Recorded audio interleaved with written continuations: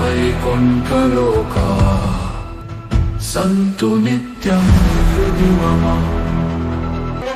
नारायण प्रभो त्वं चिरं ध्येयो जगन्। प्रभात की मंद मंद फुसफुसाहटों में जब लोगों के बीच की झिलमिलाती मर्यादा क्षीण हो उठती है, तब प्राचीन ऋषिगण केवल एक निवास की नहीं अपितु असंख्य प्रकाशमय लोकों की वाणी करते हैं। प्रत्येक लोक दिव्य हृदय की एक अनुपम अभिव्यक्ति है। वैकुंठ, यह शब्द ही भय से मुक्ति का श्वास है। त्वं चिरं धियो जगन्मय त्रैलोक्य बाहे दिव्ये देशे शुभ्र नील ध्रुव छायायां भान्ति चैकैक वैकुण्ठे विष्णु रूपान्यनेकधा कश्चिदत्र लक्ष्मी सहितो कश्चित् गरुडासनः स्थितः। किंतु हे साधक, ये जान ले कि यह कोई एकमात्र गंतव्य नहीं अपितु अनंत आविर्भाव है, दिव्य स्वरूपों का एक अद्वितीय संग्रह, जहां एक ही परम तत्व अनगिनत रूपों में नृत्य करता है। अग्नि पुराण इस विविधता की मौन वाणी करता है। यथा तरोड़ मूल निषेचनेन तृप्यंती तत्स्कंध भुजोपशाखा। जैसे एक वृक्ष की जड़ को सींचने से उसकी शाखाएं व उपशाखाएं तृप्त होती हैं, वैसे ही एक परमात्मा असंख्य लोगों को पोषण देता है। लक्ष्मी जी के स्वर्णमय प्रासाद के परिचित द्वारों से परे छिपे हुए आयाम विद्यमान हैं।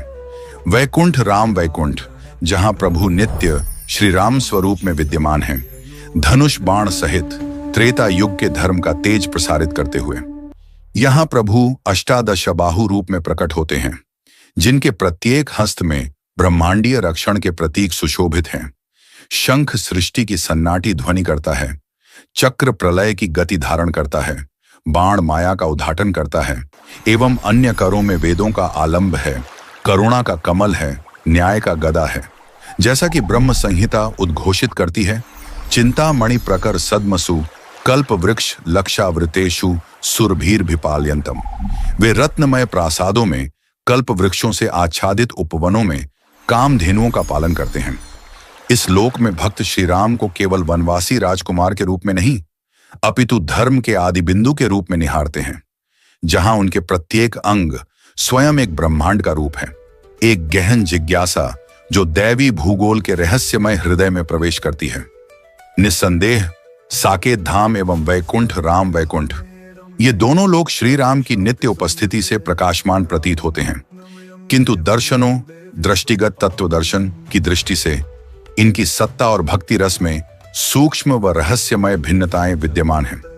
आइए इसे आचार्यों के नेत्रों एवं श्रुति की गूढ़ वाणी के माध्यम से उद्घाटित करें। साकेत धाम परमं धाम रामं लोकैकनायकम् विराजमानं सौमित्रिणा सीतया च समन्वितं भक्तकल्पमहावृक्षं नमामि साकेतनायकम्।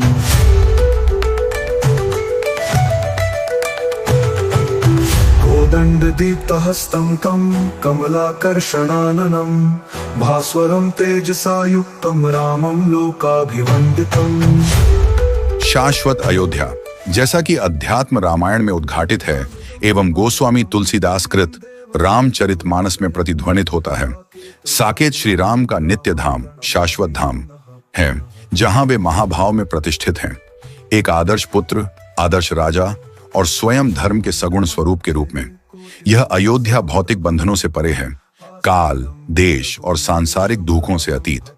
यहाँ श्री राम 2 या 4 भुजाओं से विभूषित नजर आते हैं और मर्यादा पुरुषोत्तम रूप में प्रतिष्ठित हैं। उनकी दिव्य मूर्ति वात्सल्य रस, पारिवारिक स्नेह और राजधर्म, धार्मिक राज्य व्यवस्था के भाव में लीन है। जैसा कि स्कंद पुराण में मंत्रबद्ध हुआ है, साकेतम पद्मव्यक्तम नित्यम राम निवासनम। साकेत एक अव्यक्त नित्य धाम है, जहां श्री राम सदा विद्यमान है। वैकुंठ राम वैकुंठ, ब्रह्मांडीय प्रकाश की अभिव्यक्ति। वैकुंठ राम वैकुंठ मात्र श्री राम का राज्य नहीं, अपितु परम वैकुंठ में स्थित वह परम आयाम है, जहां भगवान विष्णु का रामावतार अपने विश्व रूप, सार्वभौमिक रूप में प्रकाशित होता है। यह वह राम नहीं है जो त्रेता युग की लीलाओं में सीमित हैं, अपितु यह अमूर्त रूप में स्थित रूपातीत सत्ता में स्थित हैं। राम तत्व के माध्यम से स्वयं अनंत ब्रह्म प्रकट होता है। यहाँ प्रभु के अष्टादश भुजाएं कोई प्रतीक मात्र नहीं, अपितु अनंत ब्रह्मांडीय क्रियाओं में उनकी सहअस्तित्व की सजीव अभिव्यक्तियां हैं। ब्रह्म वैवर्त पुराण में वे वर्णित हैं। अष्टादश भुजैर दिव्यैर धारयण विश्वमंडलम। वे 18 दिव्य भुजाओं के द्वारा संपूर्ण ब्रह्मांड का धारकत्व करते हैं। धर्म रक्षा में अंतर प्रकाश। साकेत में श्री राम कोदंड, धनुष एवं बाण धारण करते हैं, जो धर्म की रक्षा के प्रतीक हैं। वैकुंठ राम वैकुंठ में वे समस्त दैवी आयुधों से युक्त हैं। चक्र, कालचक्र, शंख सृष्टि की गूंज, गदा न्याय की प्रतीक, पद्म करुणा की अभिव्यक्ति, वेद पुस्तक ज्ञान की निधि, सूर्य मंडल प्रकाश और विवेक का प्रतीक। प्रत्येक अंग विशिष्ट लीला की अभिव्यक्ति करता है, समष्टि जगत के पालन की दिव्य क्रियाओं के रूप में। भक्ति रस का रहस्य। साकेत धाम में साख्य, मित्रता एवं वात्सल्य रस, पालन पोषण का स्नेह की प्रमुखता है। जैसे हनुमान जी श्री राम को सीता, लक्ष्मण और अयोध्या वासियों सहित सिंहासन पर प्रतिष्ठित देखकर आनंदित होते हैं। वैकुंठ राम वैकुंठ में ऐश्वर्य रस, दैवी प्रभुत्व एवं अद्भुत रस, विस्मय का विलयन होता है।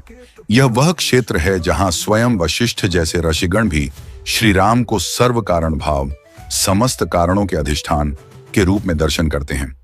जैसा कि नारद पंचरात्र में प्रमाणित है, यत्र रामो महाविष्णुरष्टा दश भुजाकृतिः। जहां राम महाविष्णु स्वरूप में 18 भुजाओं वाले तेजस्वी रूप में प्रकट होते हैं। ब्रह्मांडीय स्थिति, कॉस्मोलॉजिकल पोजीशन। साकेत धाम राम तत्व की निरंतरता, कंटिन्यूम में स्थित एक आत्म संपूर्ण, शाश्वत, दिव्य वैभव से युक्त पराकाष्ठा है। एक स्वाभासित लोक जो किसी अन्य से आश्रित नहीं है।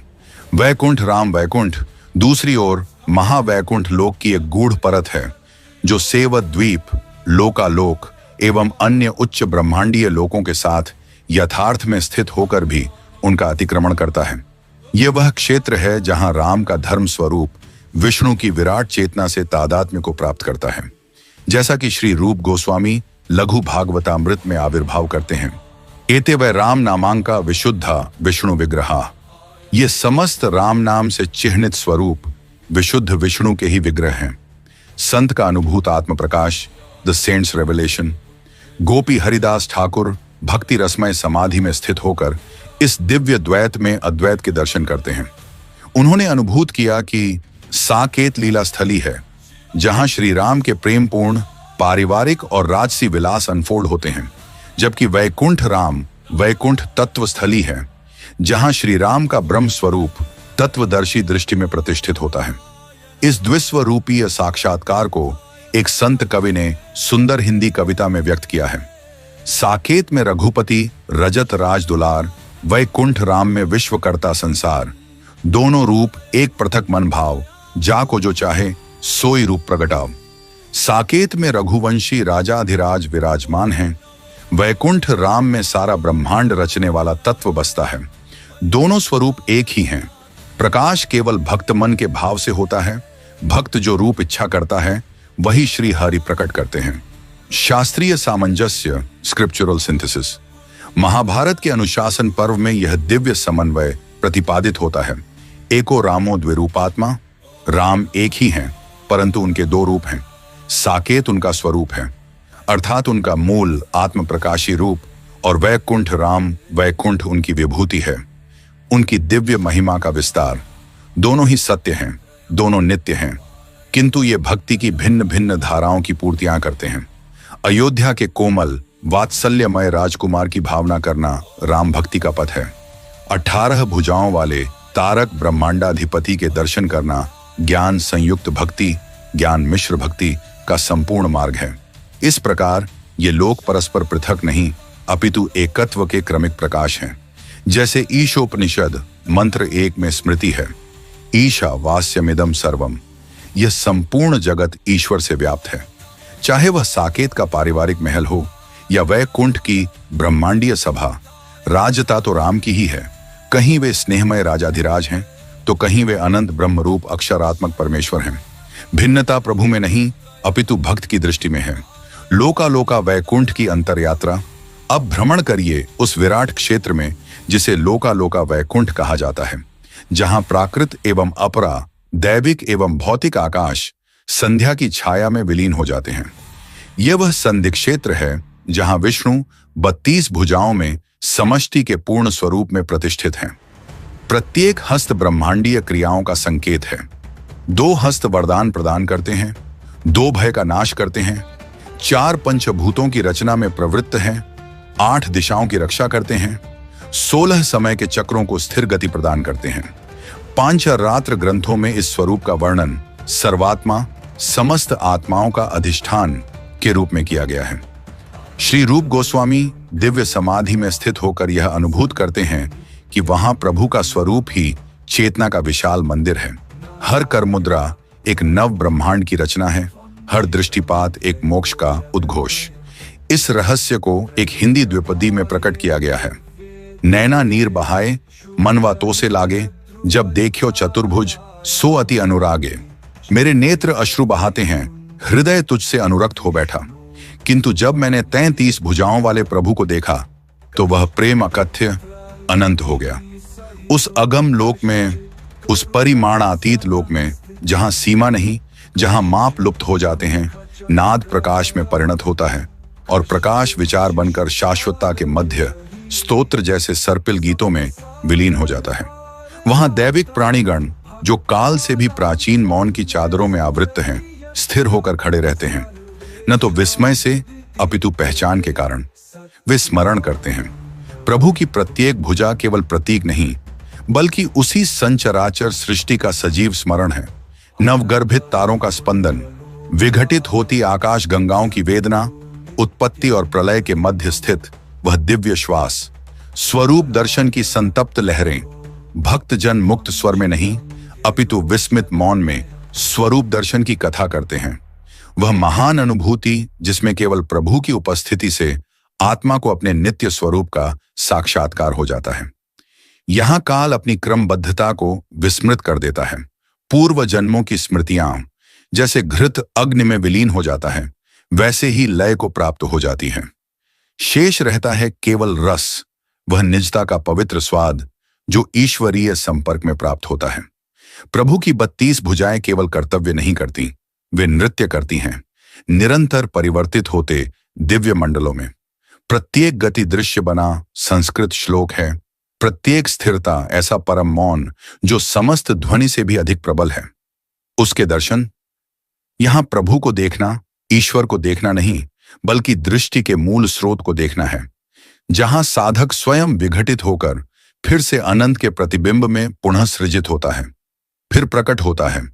सेवा द्वीप वैकुंठ अर्थात सेवा का द्वीप, जहां भगवान अस्त्र शस्त्रों से रहित केवल विनय के भूषणों से शोभित हो प्रकट होते हैं। यहां विष्णु 4 भुजाओं में प्रकट होते हैं, किंतु न वह परिचित शंख चक्र गदा पद्म धारण करते रूप। यहां वे विनत होकर उर्षियों के चरणों को धोते हार अर्पित करते हैं, अपने भक्तों को स्वर्गीय छंवरों से विलसित समर्पण अर्पण करते हैं। यही वह दर्शन था जिसके लिए गोपी हरिदास ठाकुर अश्रुपूरित हो उठे थे। वह भगवान जो अपने ही भक्तों का सेवक बनता है। भागवतम में उक्त है, यस्याहम अनुग्रहणामि हरिष्ये तद्धनम क्षणय। जिस पर मैं अनुग्रह करता हूं उसका अहंकार रूपी धन मैं धीरे धीरे हर लेता हूं। सेवत द्वीप में यहां तक कि भगवती लक्ष्मी भी गोपियों के चरण शक्तिपात करती हैं, क्योंकि यहां पर प्रेम ऐश्वर्य के ऊपर राज्य करता है। ऐश्वर्य यहां माधुर्य के सम्मुख नतमस्तक होता है। ब्रह्मा स्वयं एक बार इस धाम का दर्शन कर सके थे, देखकर 1000 दिव्य वर्षों तक मौन हो गए थे, क्योंकि इस पावन क्षेत्र में समस्त भुवनों का नाथ स्वयं सेवकोत्तम श्रेष्ठ सेवक बन जाता है। बृहद भागवतामृत में महर्षि नारद से कहा गया, सेवत द्वीप वैकुंठ, वैकुंठ का भी अंतरतम वैकुंठ है, जहां भक्ति भाव वैभव को भी पार कर जाता है। यह न केवल ईश्वर का धाम है, यह वह स्थान है जहां प्रभु स्वयं अपने प्रेम में बंध जाते हैं। छिपे हुए उस लोक का उद्घोष, स्कंद पुराण की मौन वाणी, सेवायाह परमम रूपम यत्र देवो भृत्यताम गतः। सेवा का परम रूप वहां प्रकट होता है जहां स्वयं देवता सेवक बन जाते हैं। यह वह भूमि है जहां गुरुत्व भी विनय को स्वीकारता है। गरुड़, जो विष्णु के नित्य वाहन हैं, यहां अपने पंखों को समर्पित कर देते हैं और गोपियों के चरणों की रज से अभिषिक्त रत्नमयी पगडंडियों को बुहारते हैं। और सुदर्शन चक्र, यहां वह विलीन सर्प की भांति विश्रांत होता है, अप्रयुक्त, अनावश्यक, क्योंकि जहां केवल प्रेम हो वहां रक्षा की आवश्यकता ही नहीं रहती। उद्योग पर्व में महाभारत की दिव्य संकेतना, न मे भक्तः प्रणश्यति सर्वथा रक्षाम करोमि तम। मेरा भक्त कभी नाश को प्राप्त नहीं होता, मैं उसे समस्त रूपों में रक्षित करता हूं। किंतु सेवत द्वीप में यह रक्षा खड्ग द्वारा नहीं अपितु सेवा द्वारा होती है। यहां रक्षा क्षात्र बल से नहीं, प्रभु के आत्मनिवेदन से होती है। ऐसा आत्मार्पण जो भक्त को अहंकार, मोह और वियोग से रक्षा प्रदान करता है। गोपियां प्रेम भक्ति की शाश्वत अधिष्ठात्रियां यहां राज्य करती हैं, परंतु राजदंडों से नहीं, गान, राग और रस से। लक्ष्मी जी स्वयं, जो सामान्यतः कमलासन पर आसीन रहती हैं, यहां संधल लेप लेकर गोपियों के चरणों में प्रवृत्त होती हैं। इस चमत्कारिक उलटाव को पद्म पुराण प्रमाणित करता है। गोपी नाम पतयोप्यासन, गोपियों के पतिगण भी उनके अधीन हो गए। और यही नहीं, विष्णु, जिन्होंने 3 पदों में त्रैलोक्य की माप की थी, यहां जलपात्र और तौलिया लेकर झुक जाते हैं, सिर्फ इस आशय से कि भक्त के चरणों की धूल उन्हें स्पर्श कर सके। यह है सेवत द्वीप, जहां सिद्धांतों की कठोरता संबंधों की कोमलता में रूपांतरित हो जाती है, जहां ईश्वर का ऐश्वर्य उनकी स्वेच्छा से ग्रहण की गई सेवा में प्रकाशित होता है। यह कोई पतन नहीं, यह तो एक उत्क्रमण है, प्रभु का प्रेम के हृदय में उड्डान भरना। परंतु इन अनंत वैकुंठों का समन्वय कैसे हो? उपनिषद संकेत देते हैं, एको हम बहुश्याम, एक ने अनेक होने की इच्छा की। प्रत्येक लोक एक विशिष्ट रस है, एक दिव्य भाव जो मूर्त हो गया है। वैकुंठ राम वैकुंठ में वीर रस प्रकट होता है, लोकालोक में अद्भुत रस, सेवत द्वीप में दास्य रस की कोमलता प्रकट होती है। और इन सब से परे गौड़ीय आचार्य गोलोक की वाणी करते हैं, वह गोचारण भूमि जो वैकुंठ से भिन्न नहीं किंतु उसका गूढ़ हृदय है, जहां कृष्ण 2 भुजाओं में नृत्य करते हैं, परंतु उनकी बंसी समस्त सृष्टि को बुलाती है। रूप गोस्वामी भक्ति रसामृत सिंधु में लिखते हैं, आनंद चिन्मय रस प्रतिभाविता भी। भगवान के रूप आध्यात्मिक आनंद के रस से प्रकट होते हैं। कलिसंतरण उपनिषद रहस्य से कहती है, हरे राम राम राम हरे हरे, हरे कृष्ण कृष्ण कृष्ण हरे हरे। यह महामंत्र एक मानचित्र है, प्रत्येक नाम एक वैकुंठ का द्वार है। जीव का गंतव्य केवल विष्णु नहीं चुनते, बल्कि भक्त के हृदय में उत्पन्न होने वाले भाव द्वारा तय होता है। जैसे संत कवि ने गाया, प्रेम की नया, प्रेम की हवा जहां चाहो वहां ले जाए। इसलिए आशी मुनि घोषणा करते हैं, वैकुंठ कोई स्थान नहीं अपितु एक बोध की अवस्था है। जब आत्मा जागती है तो देखती है, स्वर्गों की अनेकता केवल उस एक प्रियतम के असीम रूपों का प्रतिबिंब है। प्रत्येक लोक में एक ही सत्य, तद विष्णु परमम पदम, ऋग्वेद। वह है विष्णु का परम पद। किंतु उस एकत्व में भी एक शाश्वत नर्तन है भिन्नताओं का, क्योंकि ईश्वर प्रत्येक हृदय में नवीन रूप में जानने का आनंद लेता है, प्रत्येक लोक में सर्वदा। अतः घूंघट कांपता है, एक स्वर्ग के आगे नहीं, बल्कि असंख्य तेजोमयी लोकों के सम्मुख, जहां प्रत्येक एक दिव्य रत्न का रूप है, प्रत्येक एक वैकुंठ है जो परमात्मा की असीम लालसा से जन्मा है। जाना जाए, प्रेम किया जाए, सेवा प्राप्त की जाए।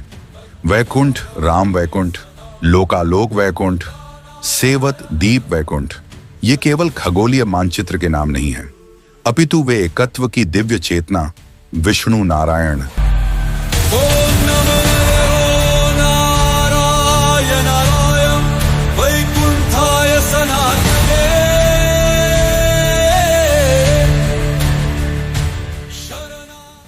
की ध्वनि तरंगे हैं जो आकाश में गुंजित होती हैं। सेवत द्वीप की 4 भुजाओं में, राम वैकुंठ की 18 भुजाओं में, लोकालोक की 32 भुजाओं में हम विखंडन नहीं अपितु ईश्वर की अनंत सामर्थ्य का प्रवाह देखते हैं, जो एक साथ संलग्न हो, रक्षा करे, पालन करे और प्रेम करे। पूर्णस्य पूर्णमादाय पूर्णमेवावशिष्यते, बृहदारण्यक उपनिषद। पूर्ण से पूर्ण निकालो तो भी पूर्ण ही शेष रहता है। प्रत्येक अभिव्यक्ति, प्रत्येक लोक उस पूर्णता की ही अद्वितीय रस प्रस्तुति है जो शाश्वत रूप से रस का आस्वादन करती है। शास्त्र, वेदांत की रहस्यमयी फुसफुसाहट, पुराणों की महाकथा, पांचरात्र का गुह्य विधि विधान, भागवत मृत की धार, ये सब एक रूप गंतव्य की नहीं बल्कि परम की एक दिव्य सिम्फनी की ओर इशारा करते हैं। जहां प्रत्यक्ष शब्द चुप हो जाते हैं, वहां सिद्ध पुरुष जैसे गोपी हरिदास ठाकुर और रूप गोस्वामी जीवित उद्घाटन के पात्र बनते हैं। उनकी भाव और प्रेमजन्य विभूतियां माया के पर्दे को चीर देती हैं और अचिंत्य भेदाभेद तत्व को सिद्ध करती हैं, एक साथ एकता और भिन्नता का अकल्पनीय सत्य। वे इन अनेक वैकुंठों के रत्न झटित मार्गों पर चले। उनके हृदयों ने भगवान को उन रूपों में पहचाना जो भक्त की लीला और उसकी प्रेममयी अभिलाषा से प्रकट हुए। यथा भावम तथा रूपम, जैसा भाव वैसा ही रूप प्रकट होता है। अतः हे संसार सागर में बहते हृदय, इस अंतिम सत्य को जानो। वैकुंठ कोई स्थान मात्र नहीं बल्कि आत्मा के प्रियतम के उस रूप की पहचान है जिसे उसका प्रेम सबसे अधिक चाहता है। मार्ग कोई एक रेखा नहीं बल्कि एक दिव्य आकर्षणों का नक्षत्र है। हरि नाम का संकीर्तन करो, हरे राम हरे कृष्ण, और तुम्हारा भाव ही तुम्हारा ध्रुव तारा बने।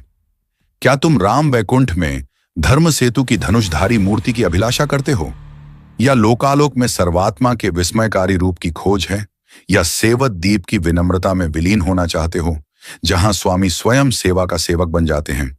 ईशावास्यमिदं सर्वम ईशोपनिषद, यह समस्त जगत ईश्वर से व्याप्त है। प्रत्येक लोक, प्रत्येक रूप उसकी आत्म प्रकाशन लीला ही है। जैसे संत ने भावपूर्ण हिंदी में गाया, अनंत वैकुंठ, अनंत रूप, अनंत प्रेम की गाथा, जीव जो चाहे वही मिले, प्रेम भक्ति की राठा। अंत न पाए शेष जहां, ब्रह्मा जाके न पात, वैकुंठ तो वो आंगना है जहां प्रेम की है बात। अतः यात्रा वहीं समाप्त होती है जहां से आरंभ हुई थी, जागृत हृदय में।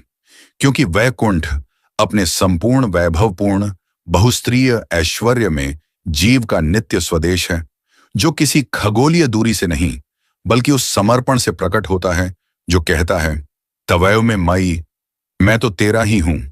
जब भक्ति की आंखें खुलती हैं, हर स्थान वैकुंठ बन जाता है और हर रूप उसी एक के चरणों की शरण का उद्घोष करता है। शरणम शरण्यम प्रपद्ये, मैं उस परम आश्रय के चरणों की शरण लेता हूं।